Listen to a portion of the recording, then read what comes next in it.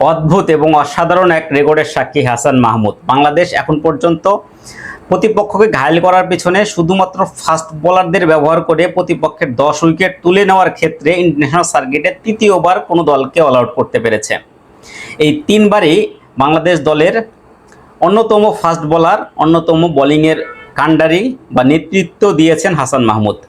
তিনবারই তিনি দলের সদস্য ছিলেন এবং তিনবারই কিন্তু ফাইপার 5 উইকেট সংগ্রহ করেছিলেন। পাকিস্তানের বিপক্ষে টেস্ট ক্রিকেটে একবার, অস্ট্রেলিয়ার বিপক্ষে টেস্ট ক্রিকেটে দ্বিতীয়বার, আর একবার ঘটেছিল আয়ারল্যান্ডের বিপক্ষে সিলেটের মাটিতে ওডিআই ফরম্যাটে। এই তিনবারই হাসান মাহমুদ 5 উইকেট বা তার অধিক উইকেট সংগ্রহ করেছিলেন।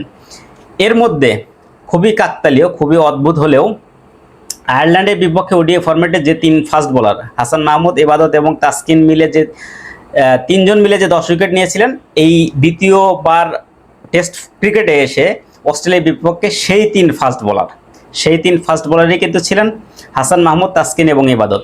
মাঝে একবার পাকিস্তানের বিপক্ষে 10 উইকেট সংগ্রহ করেছিলেন, সেখানে হাসান মাহমুদ, তাসকিন সাথে সম্ভবত নাহিদ রানা ছিলেন।